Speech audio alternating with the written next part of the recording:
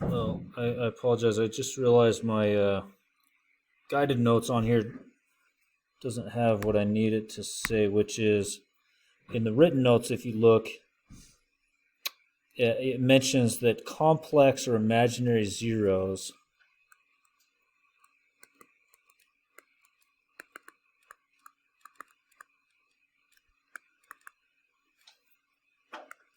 come in pairs.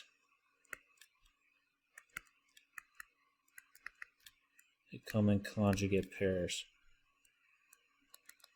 Okay, so for example, if a plus bi is a 0, then a minus bi is also a 0. Okay? Let me give you an example of that. Like, let's say you have the function x squared plus 2, right? Now we know x squared plus 2 is above the x-axis, right? There's no zeros. There's no real zeros. But what if you were to algebraically find them? Well, you'd let y be 0, and you'd solve it, subtract 2 from both sides, square root. But now, and normally we'd say, oh, no real zeros, right? But we're working now, I'm going to open it up to the complex numbers or the imaginary numbers. Well, we know I is the square root of negative 1. And of course, I squared is negative 1. So this is plus or minus the square root of negative 1 is I, and root 2. So I root 2 and negative I root 2 are the actual zeros of x squared plus 2, because I've opened it up to the complex numbers now. Again, they don't show up on the graph, right? They never cross. It's because they're not real. They don't show up on a real number graph. Does that make sense? And they come in pairs, right? This is 0 plus I root 2. And the other one, if you were to write it in that form, is 0 minus I root 2. In other words, plus or minus I root 2. So again, complex zeros come in pairs. Complex zeros come in pairs. So this one says, well, if 7 plus 3i is a 0, then exactly 7 minus 3i is also a 0, right? And the degree that you are is how many zeros you have. They just may not all be real. So this next example says, if I have a 6th degree polynomial, I have 6 zeros. I have 6 zeros. And in fact, they give me 3 of them. 1, 2, 3. All of them are complex. So if I is a 0, in other words, 0 plus I, then who else is a 0? Yeah, in other words, negative I. Now let's go to the next one. If 3 minus 2i is a 0, then 3 plus 2i is also a 0, exactly. And finally, if negative 2 plus I is a 0, then negative 2 minus I is a 0. So here's all 6 of them. That's all 6 zeros. But they only gave us 3, so we had to use that conjugate pairs theorem to come up with the other 3. So how does this play into building a polynomial? Well, let's form one, a degree 4 polynomial, and let's list the zeros. They say this 4th degree has a 0 of 3, but it's a multiplicity 2, so there's 2 of them, right? There's 2 of them. In other words, this 4th degree at 3 just touches one way or another, right? Now it gives you another 0, 5i. Well, who's the 4th 0? This is supposed to be a 4th degree polynomial, and you say? Good.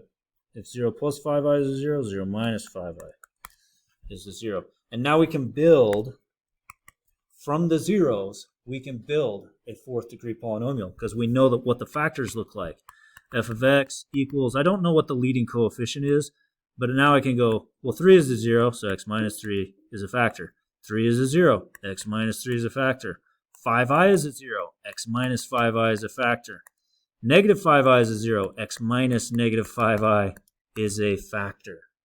And we can just multiply this out. Again, I don't know what a is, but I just leave it as a. X squared minus 3x minus 3x. Here I'm multiplying. x squared, and notice this is a plus 5i right there, right? So plus 5xi minus 5xi, negative 5i times positive 5i is a negative 25i squared. Notice those two cancel. And remember, I squared is negative 1. So this is a minus 25 times negative 1. So that's a plus 25 on the end.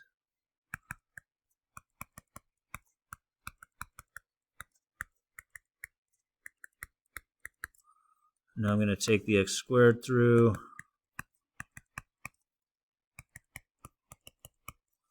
I'm going to take the negative 6 through.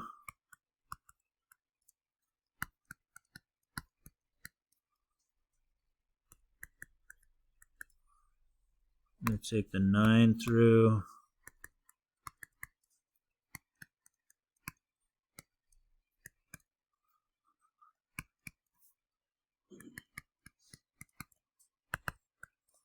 So I got x to the 4th minus 6x cubed. 25 and 9 gives me 34x squared minus 150x plus 225. And there's my function. They didn't give me a point. You know, if they would have given me like a y-intercept, I would have plugged the point in and solved for a. But they don't, so we can just stop right there. That's our solution for this one.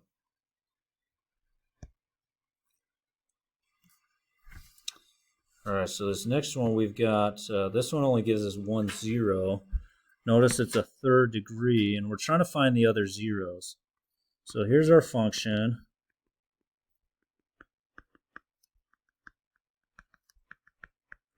And they give us one of the zeros is negative 5i. Well, if negative 5i is a 0, 0 minus 5i, then, yeah, 0 plus 5i would also be a 0. Okay, so at least we got 2 zeros. So let's go ahead and start creating this function, x minus negative 5i, x minus 5i. We just don't know the next one.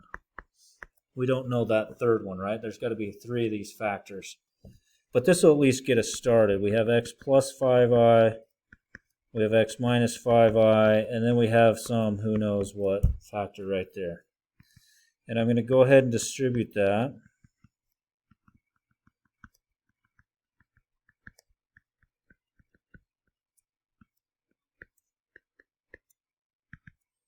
Notice those cancel.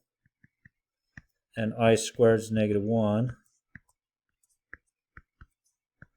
So we've got x squared plus 25 times something, right? Well, this is nice because we have the original function right here. And we know x plus 5i, x minus 5i is a factor. In other words, it'll divide cleanly by x squared plus 25. That's the nice thing. I'm going to have to use long division, though, when I do it. So x cubed, 3x squared, 25x, 75, and go ahead and divide it by x squared plus 0x plus 25. Well, what times x gives me x cubed? Just be x, multiply it through, x cubed, 0x squared, 25x. Don't forget to change signs. Gone. 3x squared minus 0x squared, 3x squared, 25x minus 25x gone. Bring down the 75. Now I'm matching the 3x squared, so plus 3. Now multiply through 3x squared, 0x, 75. Change those signs. Change, change, change. Gone, gone, gone. Should have a remainder of 0. There's that other factor, x plus 3. So there's all our zeros, right? We have x squared plus 25.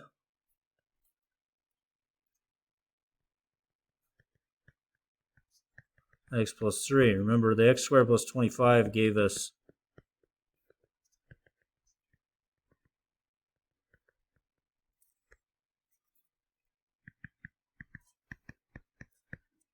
remember, we already knew these, plus or minus 5i, right? We already had those two. But now we got that negative 3 as the other 0. So there are 1, 2, 3 zeros for that third degree polynomial. right?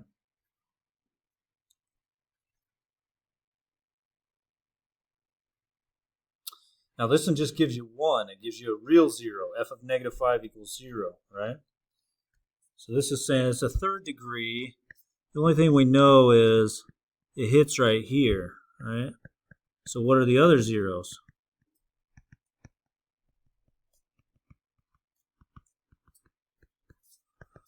Well, if negative 5 is a 0, x minus negative 5 must be a factor.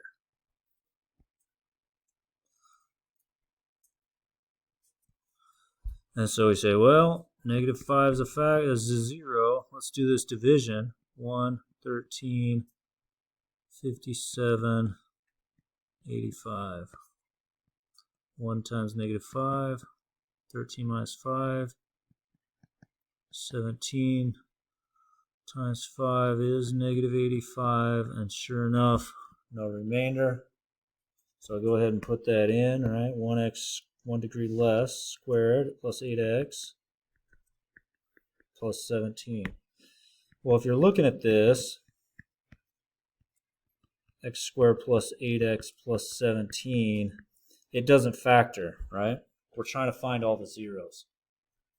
Trying to find all the zeros. We already know that one. That's no problem. That's one of our zeros. But this one's a problem because it doesn't factor. Well, we could just use a quadratic formula at this point. X equals negative b plus or minus square root of b squared minus 4ac all over 2a. You can tell that I do not sink. B squared minus 4a is 1. C is 17.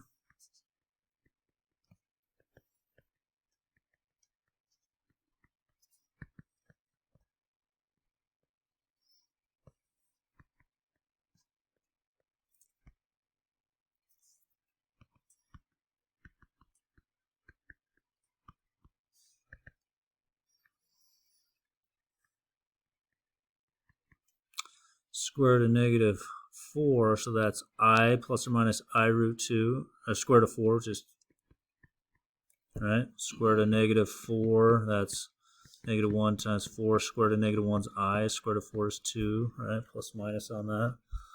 So here's my other 2 zeros. Negative 4 plus I, negative 4 minus I.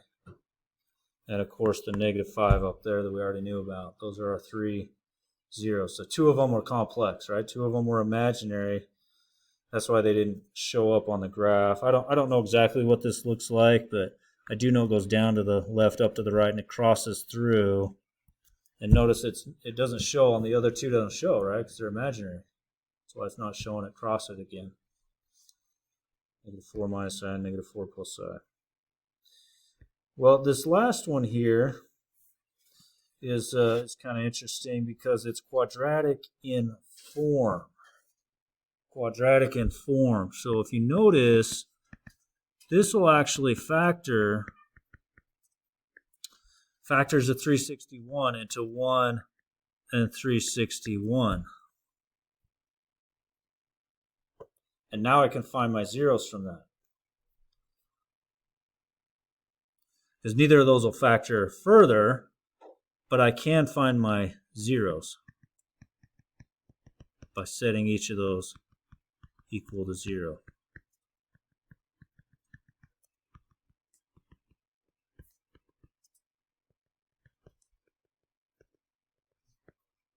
So x equals plus or minus I, square root of negative 1. Over here, subtract 361 from both sides. And you got plus or minus I. And actually, the square root of 361 is 19, so I should have wrote 19I.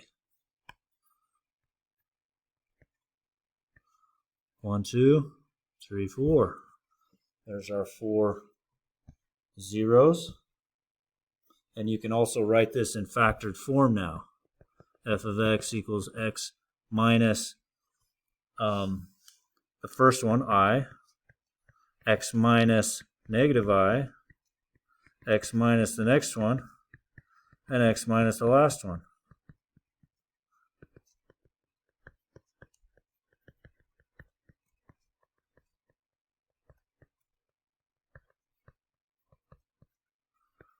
And there's our function, right? In factored form. Showing all those zeros. Well, thanks so much for watching. See you next time.